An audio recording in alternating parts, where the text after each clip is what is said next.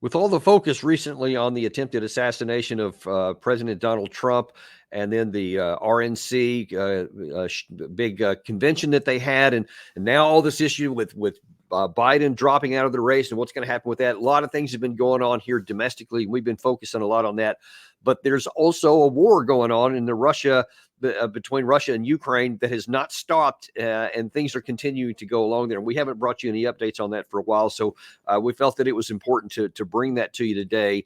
And a lot of the information is not good. A lot of the flow of things is continuing to go in a really bad direction, in my view. And that's not just on the battlefields, that's in the Western capitals, and maybe even more so in there, because the results of what a lot of these people are doing that make no sense at all is resulting on more Ukrainian people being killed by the day. So we're going to get into that.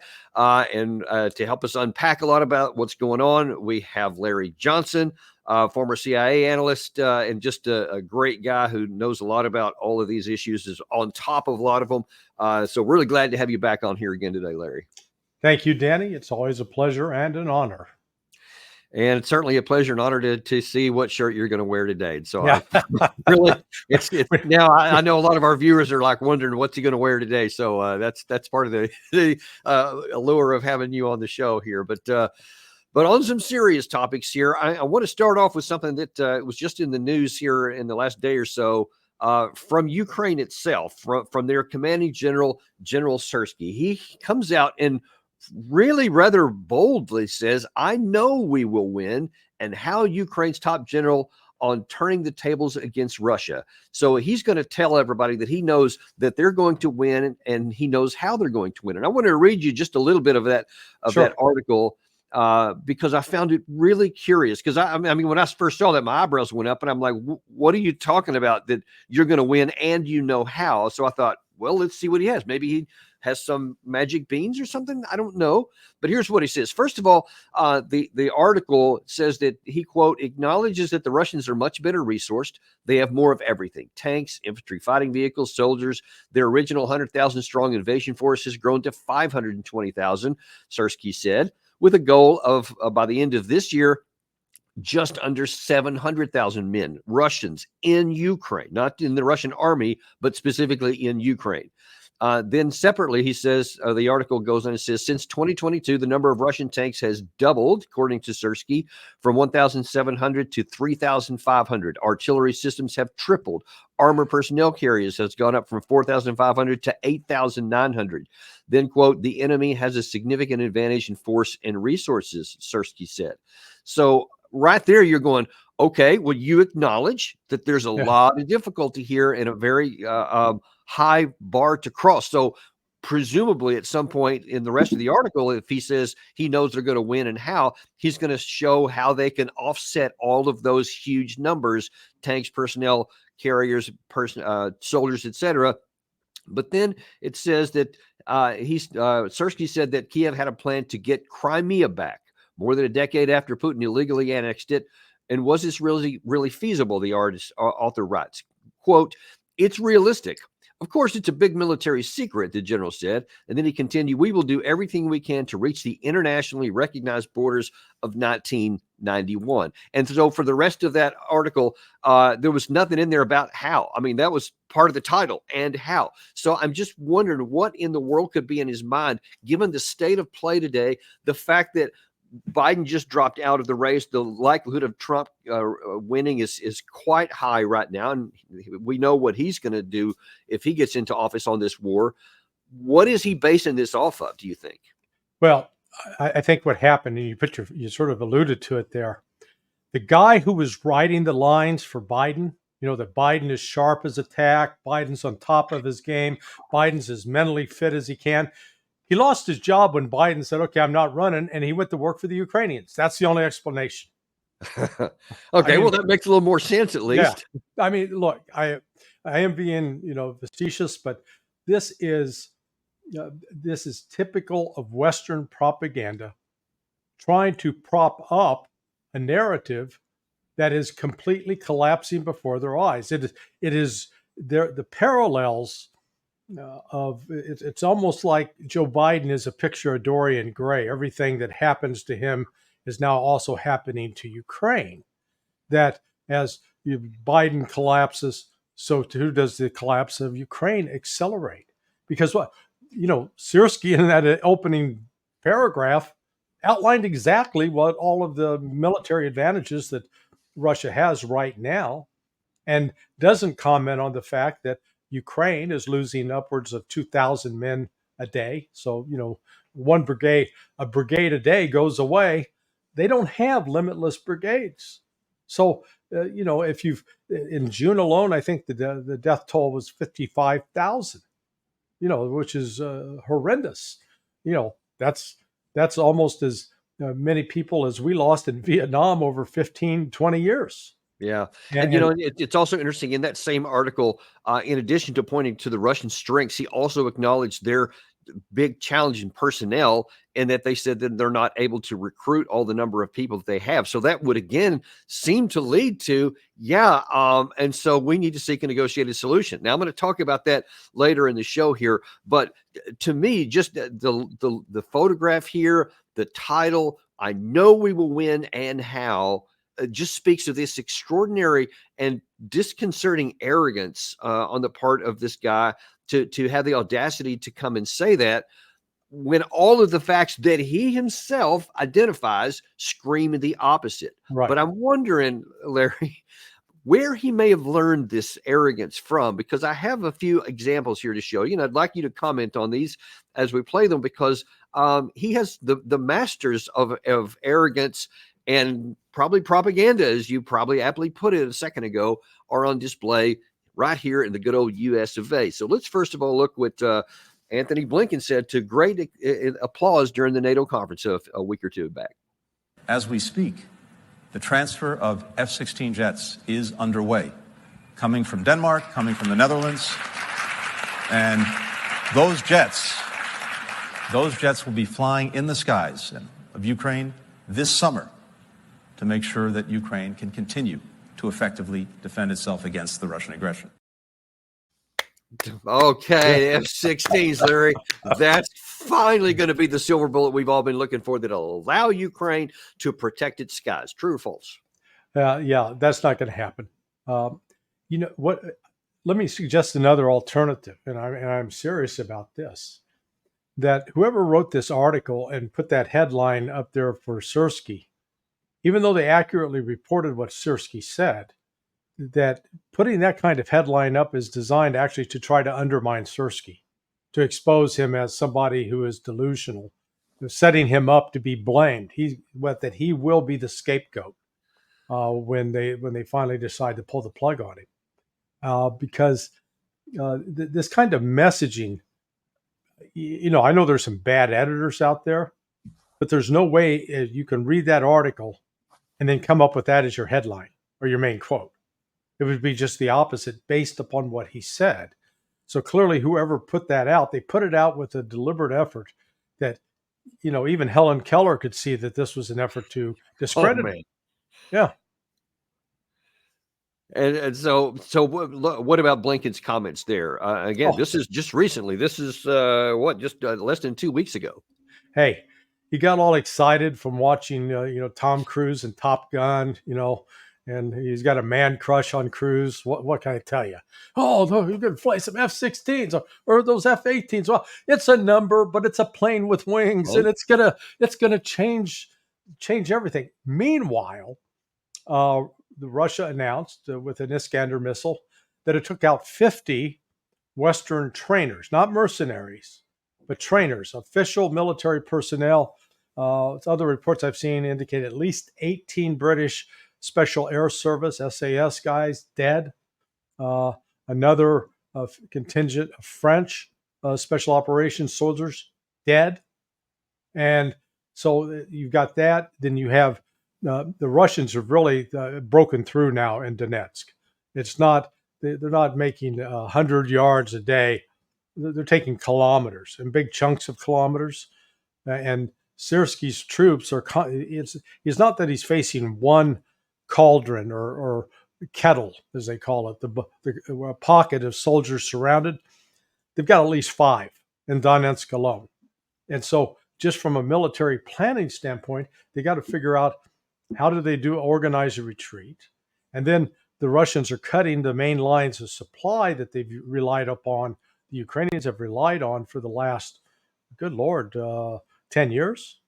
So we are really on the brink of watching a complete collapse of the Ukrainian military effort, the nets, which I think is one of the reasons, and you're going to talk about it later, that the Ukrainians are now showing up in China saying, hey, Bethel's peace talks. You know what? Sounds like a good idea. Yeah, we will talk about that in a second, but I got a few more things that I need to discuss here. This one is looking backwards a little bit and saying, we're in some of the straits we are in now because of what we haven't done earlier. And the biggest advocate of this is Brother John Bolton, who, on the one hand, almost like that Newsweek piece, recognizes and acknowledges the math problem, but then apparently wasn't very good in math. Watch this. I think if Trump's elected president, the conflict was likely to end very quickly to Ukraine's disadvantage. But this is part of the Biden administration's failure. When you have one country that's roughly 3.5 times bigger than the other country in the conflict fighting a war of attrition, it's just a matter of arithmetic before we decide who wins. This is a reflection of the failure to provide assistance on a strategic basis, having an objective in mind. We say it's the complete restoration of Ukrainian sovereignty and territorial integrity. And yet it's only now, 2.5 years into the war, that we've made a decision to provide F-16s to the Ukrainians. At the beginning of the war, we wouldn't even let Poland transfer their aging MiGs to the Ukraine. So it's been a large measure of our incompetence in assisting the Ukrainians that has led to this gridlock. So, well, two things there. First of all, he says we're in a gridlock, but you just described something that does not sound like a gridlock to me. But the second thing, he says that we should have been providing F-16s and really everything else from the beginning. But let me just ask on that second part first. Could we have provided everything that they were talking from the beginning? Would we have had the ability to do that if we wanted to? No. I mean, who's going to fly the damn planes? Ukrainians weren't trained to fly F-16s.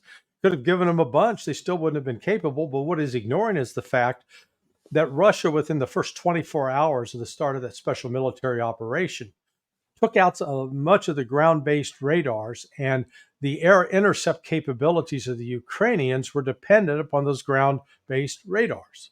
So right off the bat, Ukraine was at a deficit in terms of its ability to fly combat air operations against the Russians.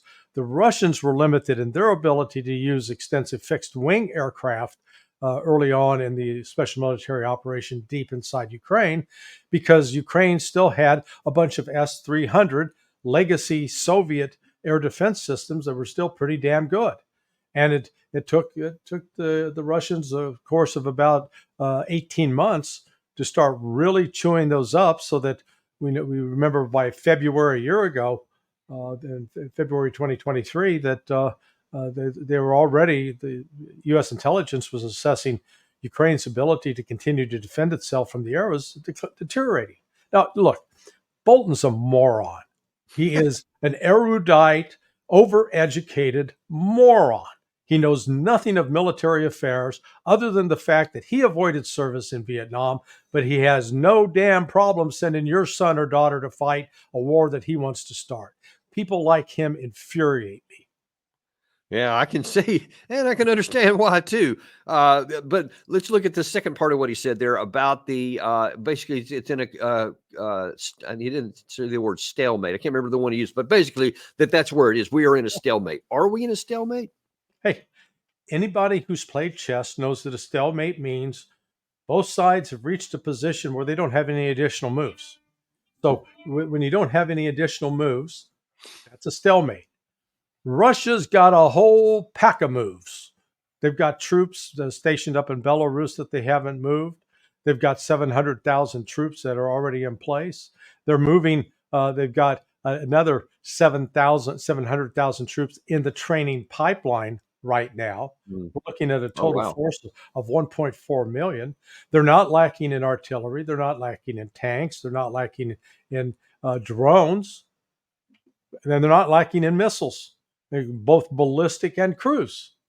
On every one of those, Ukraine's lacking, including the manpower especially. And these people say, oh, that's a stalemate. It's like, I don't think you know what that word means. It's just, if that's their definition of stalemate, I'd love to play chess with them, because it'd be an easy mark.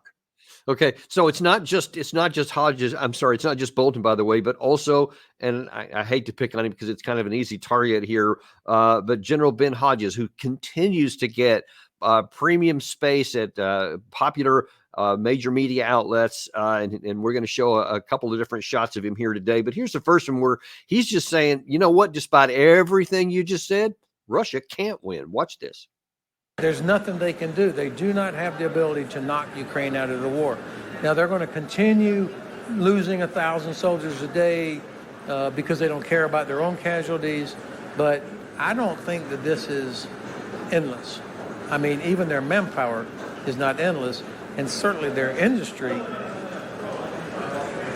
Even if we don't get serious about sanctions and about cutting off their ability to ship oil, I don't know that they can go another 2 years. We have another math problem here, because you could almost see the wheels turning in his mind as he's saying, even with their industry, I don't think they can. And he's like, oh, wait a minute, their industry can keep going for a long time because they're not being bombed like those in the Ukraine side are. And so, but then he's like, well, but anyway, they're still not going to win. What do you say when you hear stuff like that?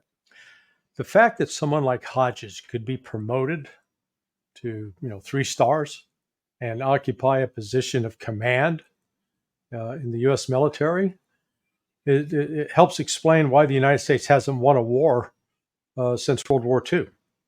Okay, so we beat the Panamanians, woohoo! and we vanquished the Iraqis. Oh boy. At least John Bolton has. And I'll point out, those were battles. We won battles. We did not win any of those wars. Exactly. And it is, Bolton at least has an excuse. He has no military experience. He made sure he didn't get any of that. Shied away from that. Much rather have other people die than put his own ass on the line. Hodges doesn't have that excuse.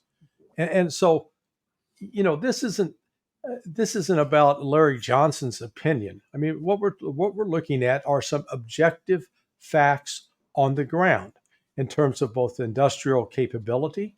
Go back and look at the predictions that were made 2 years ago about what was going to happen to Russia's economy. I was arguing then with some so-called noted economists, one guy out of Harvard, who were claiming, oh boy, this is going to collapse Russia's economy.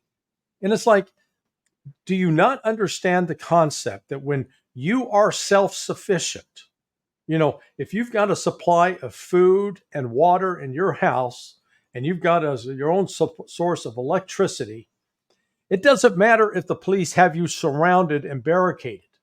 You've got food, you've got water, you've got electricity. So you can continue living, and they're just outside.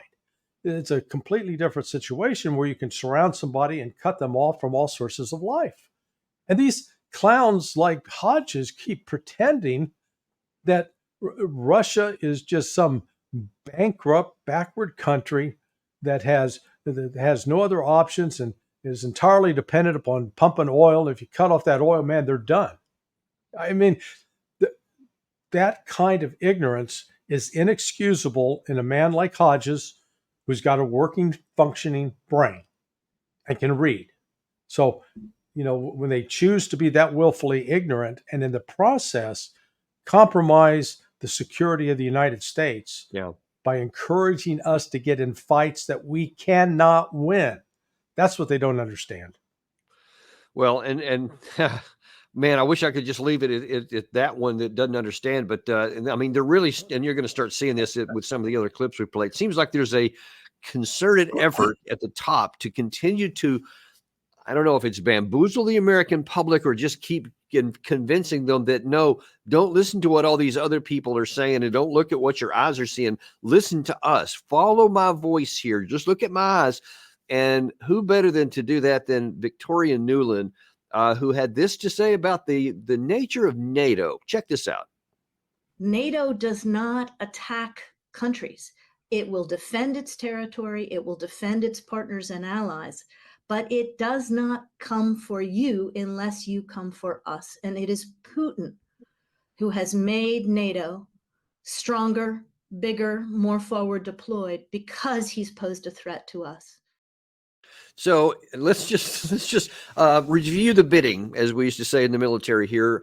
So we don't go after you unless you come after us. So since Russia was the aggressor by her definition, then NATO's just sitting out there probably having a picnic one day, and then bam, out of nowhere, all of a sudden here comes all these Russian colonies in Ukraine for no reason at all. Do you buy that? Well, no. And so let me ask you a question.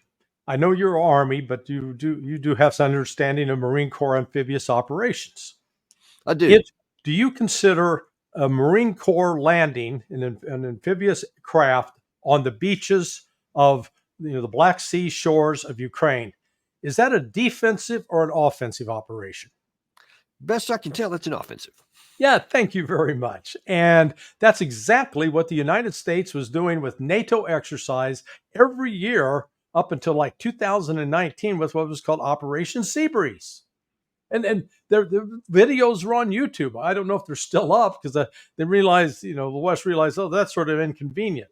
There was also one of the first bases that Russia struck early on in the special military operation in Yavoriv, which is out in western Ukraine.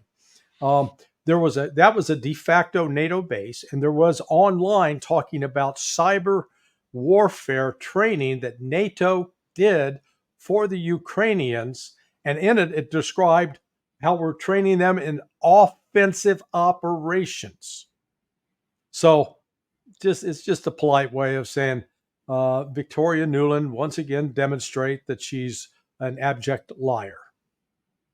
And then you also have to add in there that, I want to say it was April and June 2021. I can't remember the exact month, where the Ukrainian parliament, with Zelensky at the top in the government, passed a law that said they were going to retake all of the areas that had been covered by Russia from 2014, to include Crimea, by force if necessary. And then over the next number of months, and especially right up before February, the number of Ukrainian troops really grew up around some of the Donetsk area, and the artillery rounds started firing at a lot higher rates. And look, the record is clear. Russia is the one that invaded Ukraine, and you can't get around that. And I don't think anybody in Russia tries to get around it. But what you cannot say is that it was completely unprovoked. There was no reason for it. Right. There was a lot of things that were going on there, none of which we want to talk about today.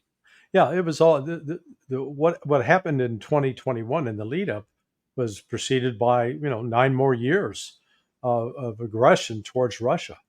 And the United States, this plan, this operation to try to take Russia apart, to destabilize it, it goes back to post World War II. It started really in 1947, 48 with the remnants of the OSS, and when the CIA finally brought on board the former head of German intelligence, a guy named Reinhard Gehlen, and then we launched an attempt to launch an insurgency in Ukraine in the early 50s.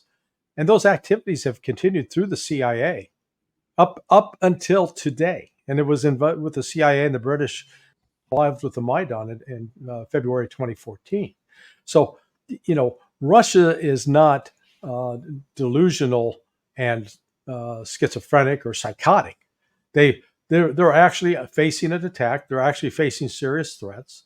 And the West has made, instead of finding a way to negotiate, Russia was very upfront saying, look, don't expand NATO.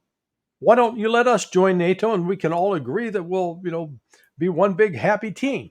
Oh, no. We can't do that, because once we eliminate Russia as an enemy, how the hell are we going to justify an $800 billion defense budget? We got some military industrial corporations that have got to be kept in business.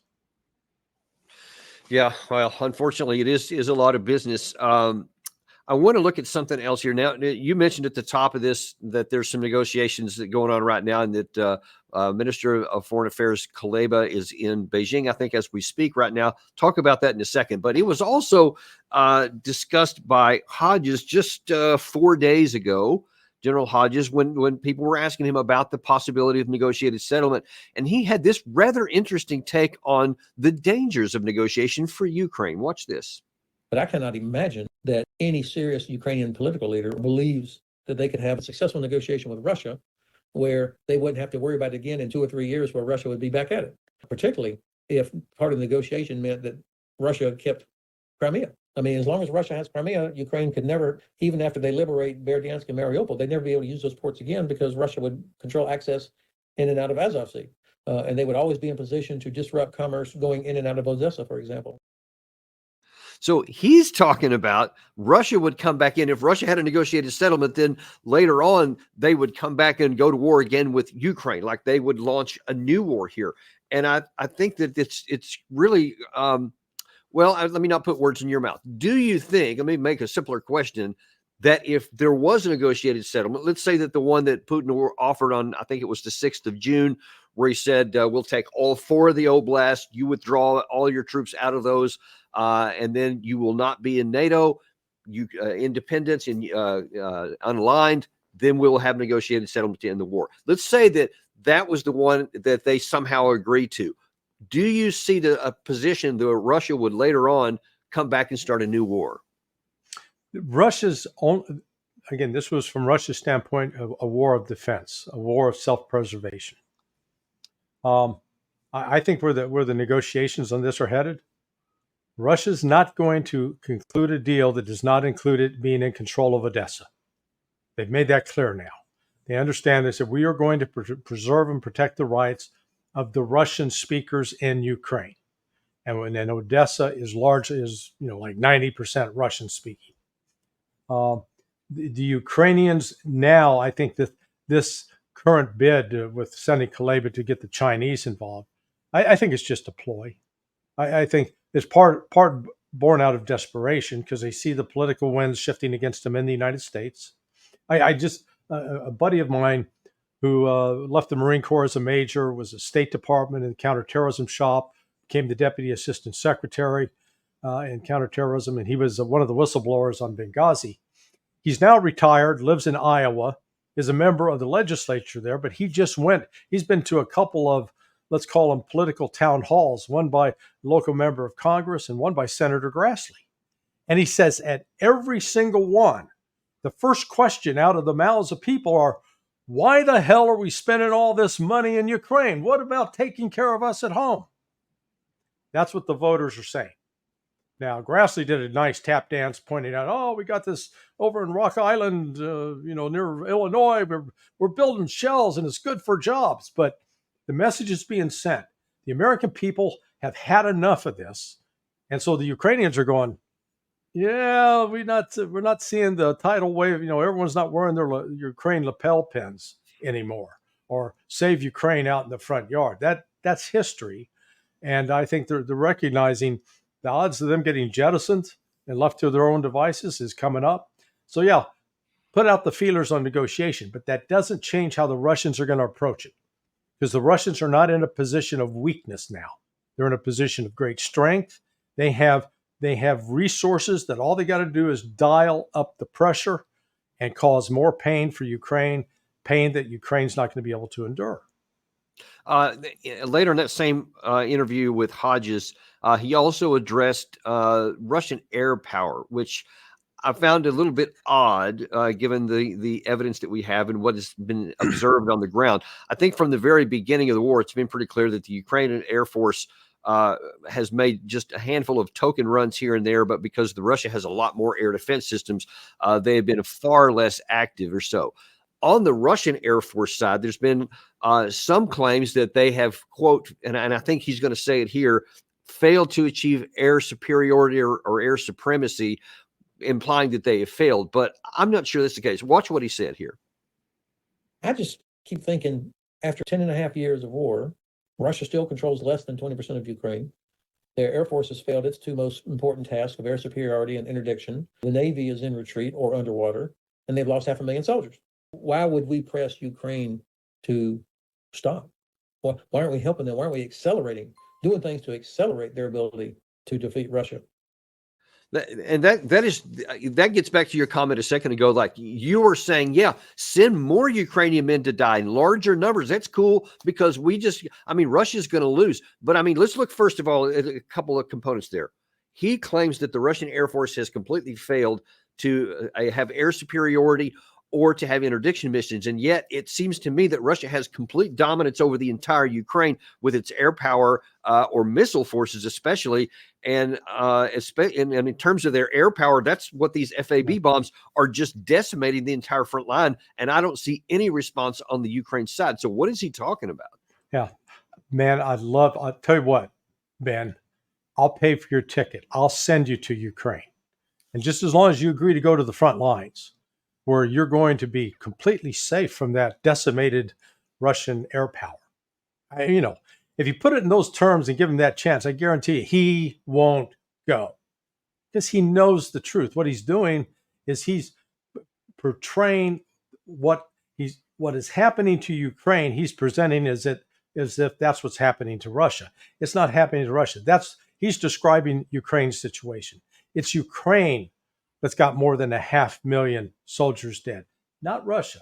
Russia's dead probably between 70 to 100,000. Not inconsequential, but they've been fighting a war not against Ukraine, but also against NATO.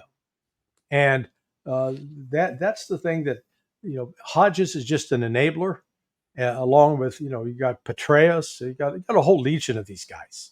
And it's just, unfortunately, it's an indictment of the failure of military leadership. But it's not just confined to this. Just very, very quickly off topic. Pete Blaber, who was a Delta Force commander, great guy. He's done a presentation on the cover up that was done in the murder of not the murder, but the friendly fire death of Pat Tillman in Afghanistan. Yeah, I remember that. And that was a failure of chain of command, up to and including Stan McChrystal, where they lied and they shut. And so it's not just confined to Ben Hodges and Petraeus, man. This is endemic in this group of officers who've been in control for the last 15 years. And America's in real trouble with those clowns. That I still have a hard time even understanding. I don't have a hard time understanding that people are somehow just bereft of morality and they don't have any problem continuing to say, yeah, send somebody else's kid in to continue to die in large numbers. But at some point, and it seems to me that we're rapidly approaching that point to where you can't keep the fiction going too much longer when it'll be obvious that none of those things are true. And how can you sleep with yourself by what he just said there 4 days ago, I think, or maybe that one was a bit earlier. No, that one was the one from 4 days ago on the 20th of July. He's still saying, keep on sending those Ukrainian men into battle. And even if he's capable, his capabilities are limited. He was a 3-star general. He does have basic understanding. And he sees the reality. You just mentioned it. He does see that all of these Ukraine people are dying in large numbers, that the Ukraine doesn't have the air defense to defend themselves, and that they're continually being pushed back. Why would he keep just saying send more? Yeah. I don't think in his career he ever actually had to write a condolence letter to a family that lost a son or a daughter because of combat actions taken under his command. That's part of the problem. For this guy, it's just like a video game to him. Not that he ever played video games, but he doesn't appreciate or even consider the actual human cost. Because what Ukraine is experiencing, it's not just this immediate loss of manpower. This is going to be a multi-generational destruction of Ukraine, because the men being killed are the men who are in their reproductive years. So they're not having babies or getting killed on the front line. So you're going to have that hole in the middle of the demographic chart. And once that hole appears, that cascades down going into the years to come. And here's Ben Hodges cheering it on. And, I think it's sort of too late for Ukraine. The trajectory of what's going to happen is already set in stone. It's just a matter of the time has to play out. It's like you go to the doctor and he says, hey, you got stage 4 cancer. Wish we had better news for you, but cancer is going to eat its way out and you're going to be dead here in 6 months, 3 months. That's Ukraine's situation. And now let's look a little bit more carefully at what you've mentioned a couple of times now about this move in China. So Kuleba right now is in China, and he says they're, quote, looking for common ground. And it's not clear which common ground they're talking about. Is it the China version? Is it the Ukraine version that they want China on their side? I wonder, first of all, if you have any knowledge about what Kuleba is really trying to do there. Is he genuinely trying to get China to abandon Russia and come over to their side and negotiate on their behalf? Or is he actually trying to say, hey, what is the bottom line here? What do we need to do to get this over with? What's your view? Yeah, no, I think there's a part of them that's genuinely trying to see if they can get China to help get Russia to the table and give them at least some hope of having conditions that they can live with. But China's going to be an honest broker in this process, but Russia's not going to surrender itself. Russia's done with trusting any promises or guarantees by the Ukrainians or by anybody in the West at this point, because the West has consistently lied.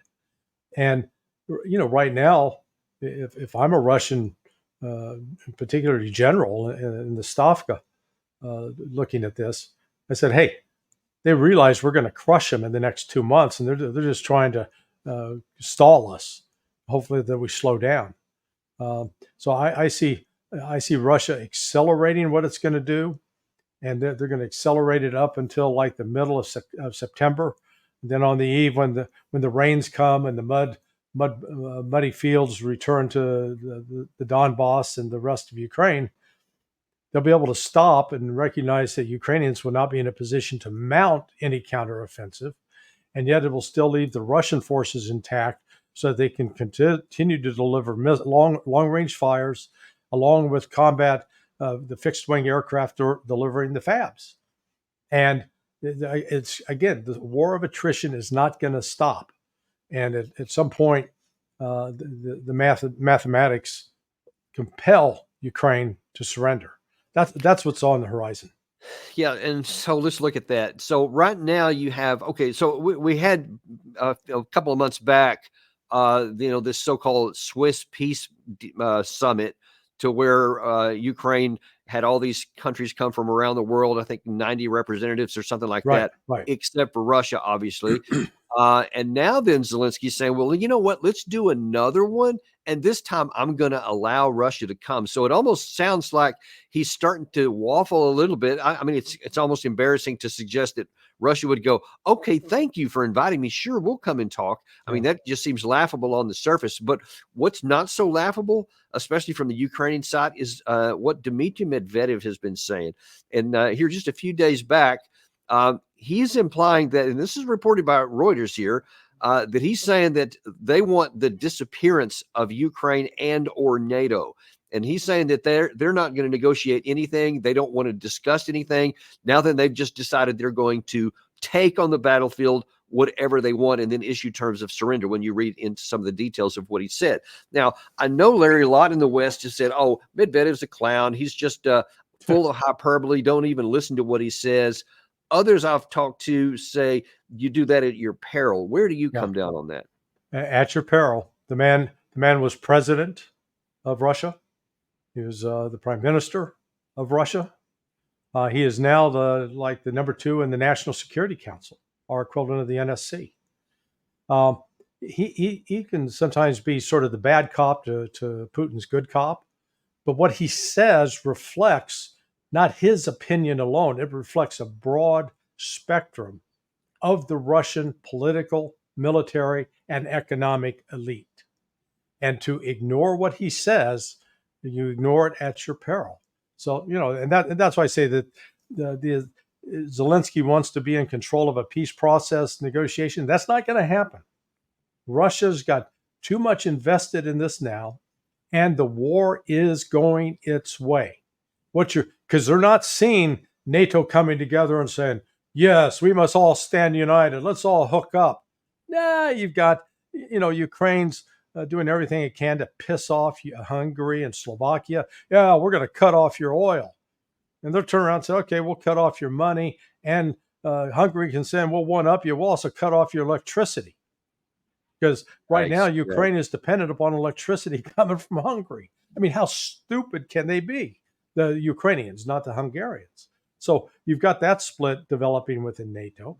You've got the political chaos with, Keir Starmer. I mean, he's sort of like he's the Lindsey Graham of England, I guess. And then, Macron's not much better. And we'll see if there are any disasters at the Olympics, which start in a week. And then you've got this political circus in the United States where, Cackles Kamala is, being teed up to be the leader of the free world. That's almost as hilarious as Joe Biden pretending that he is. So against that entire backdrop, if you're a Russian intelligence analyst, you're looking at this trying to figure out, okay, is this some secret Western ploy to make us think that they're completely incompetent and coming apart at the seams? Or is this the real thing? And I go, no, it's the real thing. We're not smart enough to dream up a ploy like this. I want to ask you something on that. Speaking, you kind of touched on it a second ago about what may be coming. If this possibly is what Medvedev had in mind when he's talking about it. You also specified, in your view, Russia probably is not going to stop until they get Odessa, which would be a major military operation, given that, truly Russia hasn't taken any more than 20%, and they've been inching along at different spots along that front line. To take Odessa would require then them crossing the Dnieper River with major combat forces, and whether they're going to invest the city or siege it is a separate issue, but that would also require a large number of people.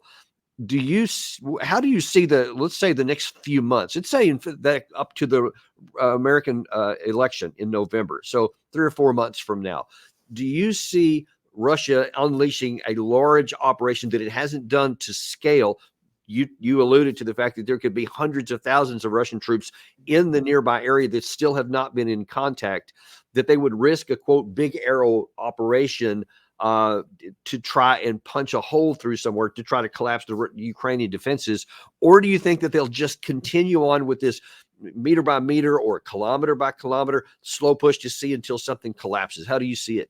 Yeah, I don't see any big arrow offensives coming until they can eliminate the drone threat. And as long as the drone threat exists, they're going to continue to do like they did in Kharkiv. What I have seen, though, is they are conducting brigade-size exercises right now with doing river crossings with portable bridges that go up, lay the bridges out, get units across. So that they're already exercising, preparing that.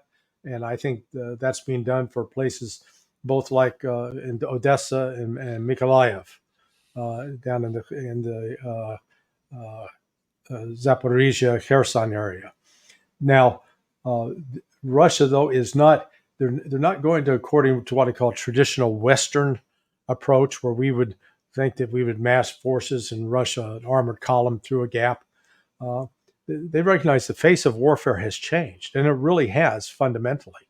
With the drone warfare is the game changer. It's as sort of as important in this particular war as the coming of age of aircraft carriers during World War II was in changing the face of battle, at least in the Pacific. The thing is, the Russians hold lots of cards. And they continue to do the, maskirovka, to mask what they're doing, provide feints, and it's more difficult in an era of, let's call it complete ISR. Yeah, where countries have this intelligence, surveillance, reconnaissance capability to detect troop movements and massing of forces. But it's a two-edged sword. Yeah, the West can do that to the Russians, but just as the Russians demonstrated the other day, you get 50 Western trainers together in one facility, they're dead. Just like that. Yeah. Well, I guess we're going to see how that's going to play out.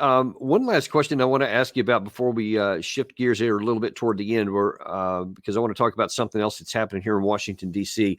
But I want to ask you more of an intangible question on the Ukraine fighters, because I keep talking about, would the Russian forces just keep pressing until they, the force breaks somewhere? I've mentioned it, I think, several times, even with you on our show, where I say, hey, I think that by the end of the summer, it's not inconceivable that the Ukraine army could break. Given what has happened already in Washington with Biden withdrawing from the race, and now Kamala Harris, likely the next designee for nomination to go against Trump's elevation of Vance, which is also just as much of let's end this war. And Trump said, I'm going to have it over before I even get into office, et cetera. Given those trajectories, how do you see all of that affecting the morale of the Ukrainian army? Not only are they seeing these huge casualties going on, and they know they've been pushed back really this entire year, every month, methodically pushed back. What is the prospect of them continuing to say it, especially if they see that there's talks from both Zelensky and Kuleba that they're talking about maybe negotiations? Who wants to be the last one to die when you're talking about ending the war? And is there a risk that they'll at some point just stop attacking or stop going, or no, they're not attacking. Will they stop obeying orders to keep going into meat grinders? Yeah. The Ukrainians are in the position of Scrooge in the Charles Dickens' A Christmas Carol, where at the outset, when he first meets the ghost of his old partner, Marley, he says, "Marley, speak comfort to me." And Marley replies, "I have none to give." And that's the reality facing Ukraine. They're not getting good news on any front. They're not seeing an energized Congress that's going to pony up more dollars for them. They see Joe Biden, their old buddy, being shuffled off to a retirement home, and cackling Kamala trying to take over, but she's fighting. She's going to be in a fight just to see if she can secure the nomination, and that's going to be occupying the next 3 weeks.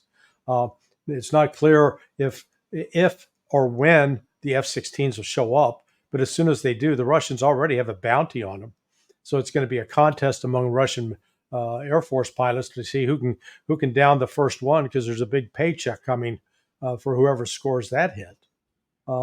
And then the battlefield losses continue, and it'd be one thing if Ukraine had a training pipeline where you were bringing in guys that had just finished 6 months, 7 months of both basic and advanced individual training, and they were highly skilled in their different specialties, whether artillery, mortars, armor, and that those were the guys coming into the line. But that's not what's showing up. There's showing up guys who were 2 or 3 weeks ago walking along the streets before they got grabbed, shoved in the back of a van, and then had a uniform put on, a gun shoved in their hand, and they're out on the front line. And a lot of those guys are looking around going, this is not a good situation. They're surrendering. They're trying to turn themselves over to the Russians as soon as possible. That's only going to accelerate in the coming weeks, I believe. So yes, I think by Labor Day, September, you very well could see a major collapse coming on the Ukrainian army. If the pace of offensive operations by the Russians we see right now continues or increases. Yeah, that's what I'm watching for as well, and it's just anguishing to me to sit here and acknowledge that however many the real number of casualties, 500,000, I've heard, that seems plausible given the firepower that the Russians have had. Whatever the real number is, doesn't matter, but it's huge, it's massive. Yeah. We know we have photographic evidence of the cemeteries, et cetera. But it just anguishes me to know that the people who are still alive, as we're making this video right now, in between now and September, there is zero possibility that their sacrifice will accomplish anything that will help any of their countrymen. And so how many of them are going to be required by the likes of Hodges or by, Secretary of State Blinken or any of these other people who just say, yeah, y'all just keep on going. And we know the end. I mean, the end almost can't be anything else, but we're just going to keep on shoveling Ukrainian bodies into that, meat grinder. Well, frankly, the Germans in World War II, that's exactly what they did.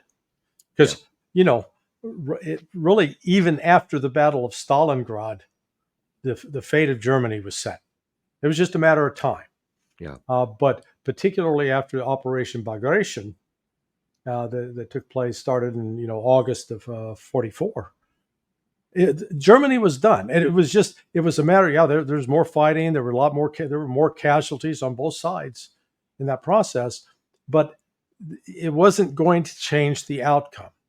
There was nothing unless God himself showed up on the battlefield and said, "Okay, everybody, blowing the whistle, lay down your weapons. We're going to all have a group hug."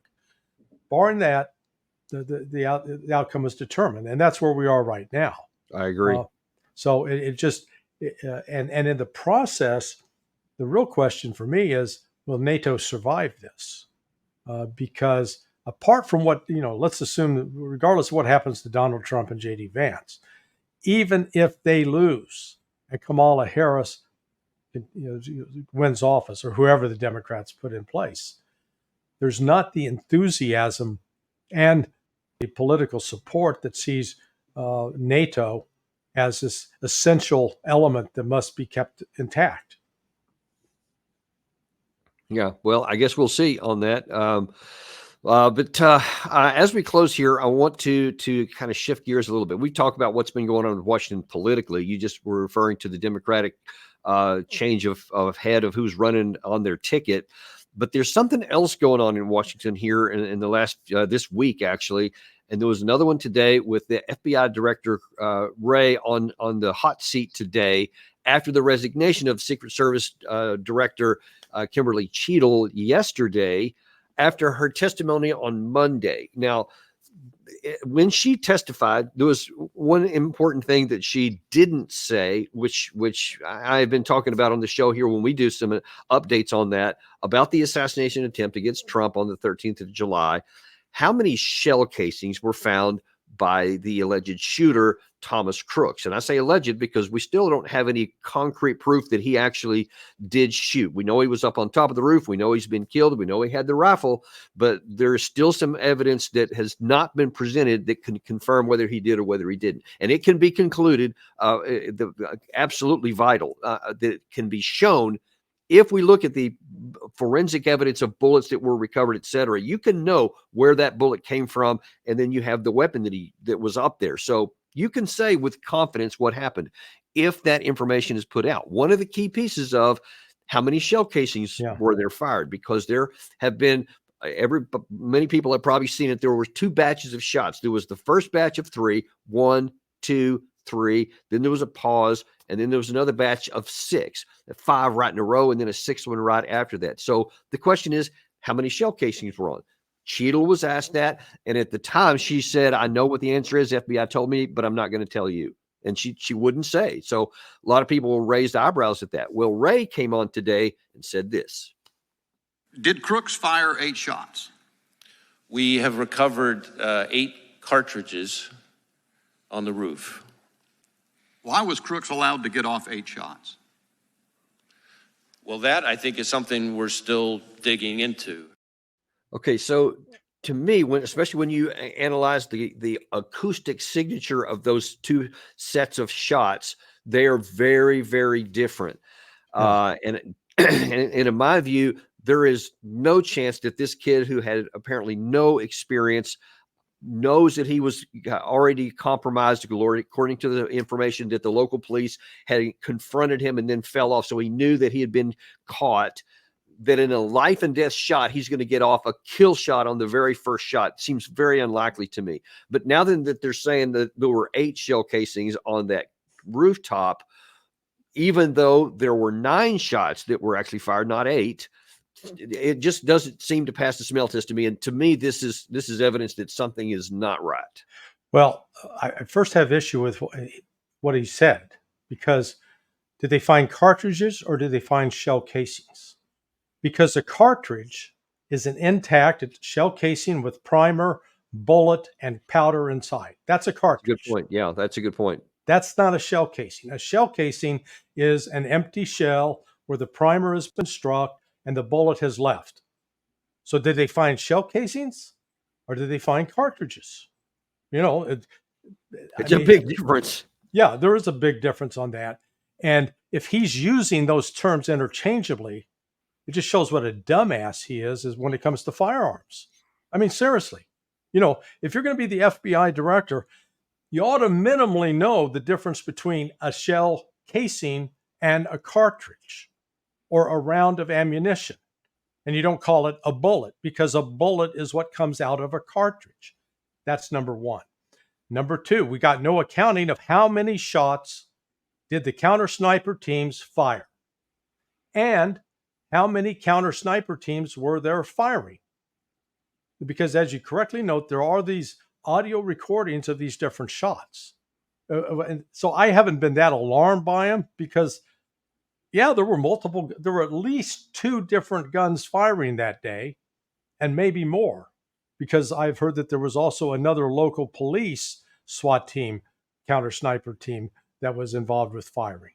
So that you got 3 guns right there, right away, and there's nothing on those audio recordings that comes out and says, "Hello, the next sound you're going to hear is provided to you by Thomas Matthews Crooks, who's sponsored by Palmetto Arm," nothing like that. Okay. You don't get the pre-identification. Shots are shots, sounds are sounds. Then you've got to sit back in the investigation and sort out who took what shots. That said, I agree with you 1000%. This stinks. This was not some lone wolf kid who turns out he is the master of the ninja universe.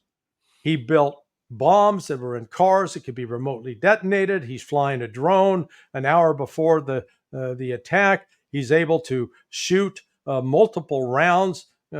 Fortunately, only nicks the president or former President Trump. And he's able to evade detection up until the time he gets up on the roof. I mean, good Lord.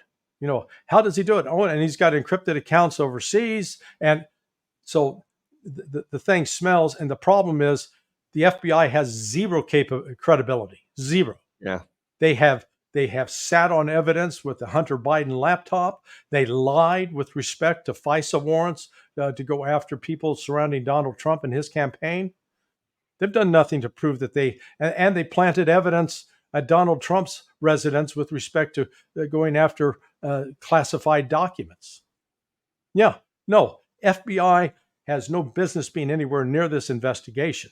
Neither should the Secret Service, but the good news is we got all this other evidence, which is clearly pointing to this was an organized plot to kill Donald Trump.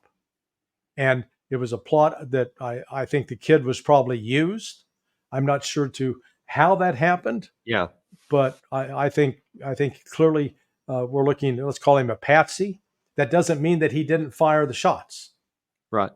Right now, the best evidence we have in terms of if you look at the physical locations of the people who were shot, they all are in a line with where Trump was shot. Either they were downrange or uprange. Uprange, right. And so if that wasn't Crooks, then the question is, where could the other shooter have been? It wouldn't have been in the water tower, because the water tower doesn't line up. Yeah, the angles are not right. The angles aren't right. So it's got to be something behind that. But when you look behind that, there's no easy position where somebody could be secreted. So, but it needs to be investigated, and it's up to Congress to put together a joint independent committee and to bring in. There are a number of retired, solid FBI and Secret Service agents who are not part of this new woke crowd, who can come in and do the job that it needs to be done.